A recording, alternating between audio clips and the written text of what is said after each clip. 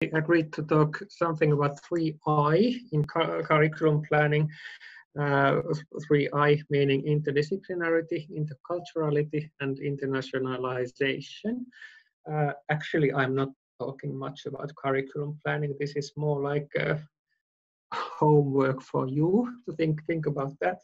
I will mainly give some examples. But I will first motivate why should we aim for the interdisciplinarity and interculturality and internationalization, because there is some motivation for that. And then I will just give two small examples. One about interdisciplinarity and one about interculturality and internationalization. And in the end, some food for your further thoughts and discussions for the homework that we will present with Inga in the next part after this presentation. But I'll start with the motivation. So why should we? I mean, why are we talking about this 3I? Because I have noticed that it is actually something that causes some challenge also. So it's not just a kind of nice little thing that we should take into account. But I will show an example. This is not my example. This is from one study. Actually, there are lots of studies about this. But if we compare homogeneous and diverse teams, let's assume that both are well managed. Here is what we see. And this is just a schematic figure. But there are, as I said, there's a lot of studies behind this. So on the horizontal axis, we have time, and on the vertical axis, we have the productivity. And we compare homogeneous groups marked with the purple curve here, and diverse teams marked by the yellow curve here. And this is kind of doesn't state which kind of diversity it is. It could be kind of cultural diversity. It could be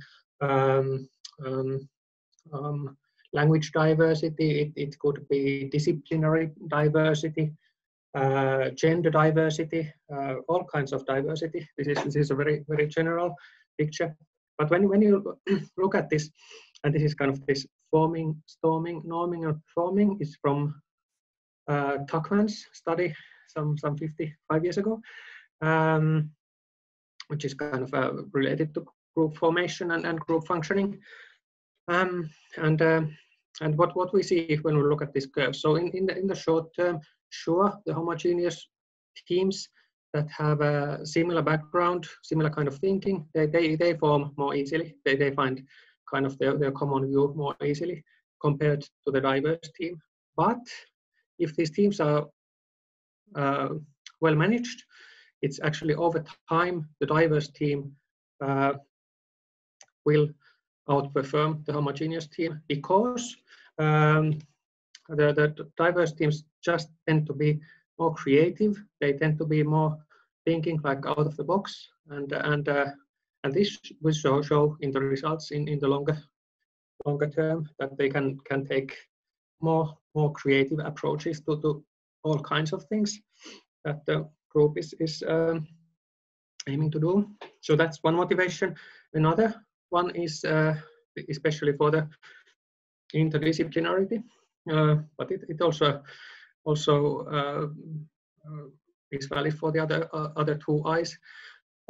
So we have a lot of grand challenges or wicked problems, as they are sometimes told, such as climate change, pollution problems, pandemics, etc., where we need approach not only from one discipline, but we need several disciplines. And I will take this example directly from atmospheric sciences, where we have kind of, let's say, traditionally these four disciplines: physics, chemistry, meteorology, and biology. This is of course just one view, but this is the one that we are using. And this schematic picture, which is actually directly from a study that we made, which should be coming out within days or weeks. And the idea here is that we have disciplinary knowledge that is built by relying on what is learned earlier. And the disciplinary knowledge in this example, in these 4 disciplines, is demonstrated by these triangles. And the direction of building is from this bottom of the triangle until towards the top, towards the center in this picture. And then we have these circles here, and this is something that we have noticed on our interdisciplinary courses, that learning is kind of peer learning, horizontal learning, which means that also across boundaries, let's say academic boundaries, between students and teachers, it happens here between the disciplines, on the kind of not on the highest disciplinary knowledge level, also on lower levels, which makes it easier for students also to comprehend and learn new things from different disciplines. And then another important point is that within this inner circle, so meaning in this kind of closer to or on the top of the disciplinary knowledge, where you usually have to be a senior scientist maybe to reach that level, is where new knowledge appears and is created, and really this happens there interdisciplinary, and this is what we have studied in the context of a course. This is still, I'm talking about this intensive course that I mentioned in the previous presentation, and which Sini just mentioned a moment ago. And again, I'm showing the same figure as in the I did in my previous presentation, and which is now again this 2-week course from this one horizontal line to the other one, and now focusing on these activities during this course, and how they affect to the learning process and to the group process. Here on the bottom, we have the group dynamics. This is the same, this Tuckman's approach: forming, storming, norming, performing, and adjourning of the group. So we can put it in a 2-week course context. So the students during the course, they are working typically in small groups, 4 to 6 or 7 students per group, each having their own, each of the group having their own 1 or 2 supervisors, and also some senior scientists participating in their work. And lots of these activities are actually face-to-face. This is also related to the question that there was earlier.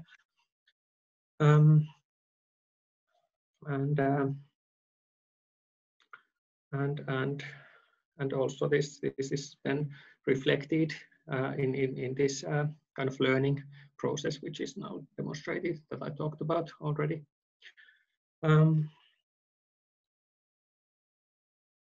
So this is kind of the interdisciplinary approach. And then about the internationalization and the interculturality, I will give another example, which is a little bit, this is not a 2-week course, this is basically 20 years of my experience in Nordic collaboration. And this is, I will now first, I will take a little sidestep and talk about this Nordic collaboration, which might not be familiar to you all. So we are now talking about the Nordic countries, the Nordic region, involving these 8 countries and autonomous regions. Namely, if we look at the flags, so it's Finland, Åland Islands, Denmark, Faroe Islands, Greenland, Iceland, Norway, Sweden. So this region, which is by land area, is quite big because there's Greenland involved, which is the biggest island in the world. And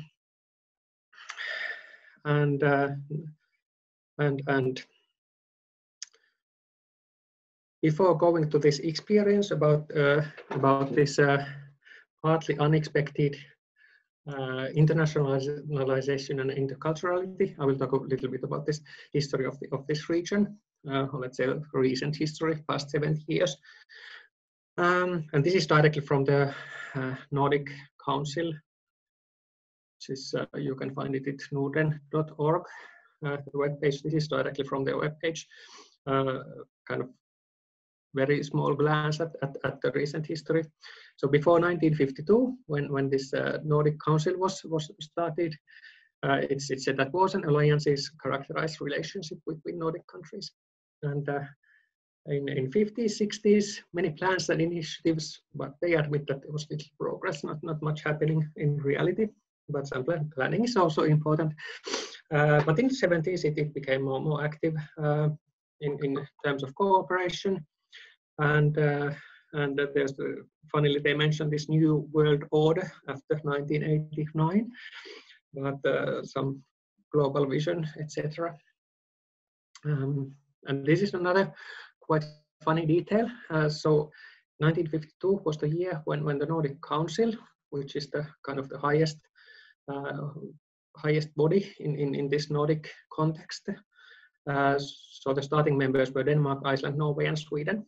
So Finland was not part from the beginning. I don't actually know. It would be interesting to hear whether it was Finland's decision or whether it was the decision of the others that Finland was so strongly influenced by Stalinist Soviet Union that it was only in 1955 and with Khrushchev that Finland was somehow joining this Nordic community. The Nordic Council consists of members of national parliaments of these 8 countries and autonomous regions.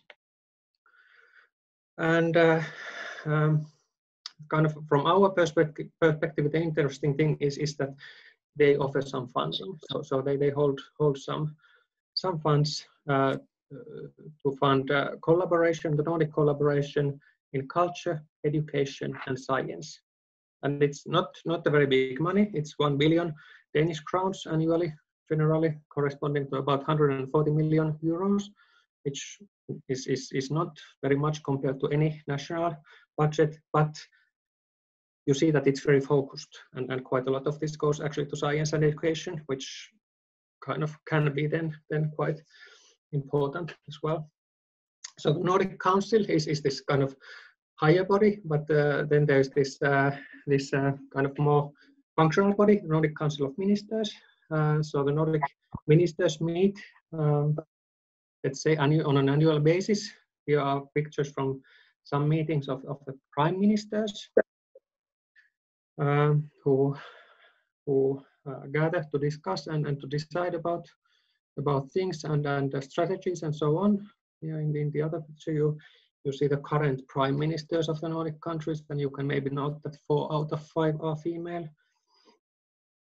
Just a side note. But now I will get back from this sidestep to the case. I wanted to present you some 20 years of history in Nordic collaboration in atmospheric sciences. So this collaboration started about a bit more than 20 years ago by getting funding to organize a series of doctoral courses as a joint Nordic effort, and kind of as a result of that, and it was also a nice coincidence, a lucky coincidence, that the Nordic Council decided to start a new funding mechanism called the Nordic Center of Excellence. And our atmospheric science network was able to receive funding for 2 Nordic centers of excellence, and this is quite substantial funding, saying like millions of euros for each one of them. And together, these 2 centers decided to start a joint Nordic doctoral program, which operated in early 2000s, but gave grounds to an English-taught Nordic master's program that started in 2006 and is actually still running. And some other Nordic centers of excellence followed. Actually, during a couple of years, we had even 4 of them running simultaneously, and it gave quite a nice impact for research, but also teaching. But what we didn't expect, or let's say what we maybe, we will have the first joint degree master's program starting this year. But yeah, this first network and the first centers of excellence and the first, I mean, this doctoral program that was running some 15 years ago, we anticipated of getting kind of more interdisciplinary studies for our students and a chance to see what's happening across Nordics and getting international kind of locally or regionally. That happened. But what was more surprising when we started this master's program, because we were thinking that it also gathers Nordic students mainly who are interested to move about in the region and get to know what happens. No, that was not what was happening. Our first students for this program, they were coming from countries such as Mexico, Canada, China, Russia, Germany. I think those were our first students, and it took us by surprise, and that caused quite a big internationalization and intercultural issues in our community. But now it's easy to see that it was very positive, and we have really seen that. Whereas it was first a little bit of struggle, and we had to cope with, dealing with intercultural groups, and there are challenges. They are not always easy to manage, but once you learn to do it, you can see that they are more creative, more effective. You get better results, and that's a very nice thing. So there's a lot of motivation to involve 3i in the curriculum development. But you need to take care of this good management, which means that you will need to train your teachers, supervisors, and other staff to take care of intercultural groups. And the Nordic area serves as an example. I mean, we have a total population of slightly under 30 million in the region, but it's a nice example of functional collaboration and also funding mechanisms in this case. Also supporting the 3i, and I'm kind of interested to hear if in the area of other modest countries, if you have similar things, or if you can think about having those kind of things in the future, if there's a kind of the political will for that. I think that's my part. Thank you for your attention.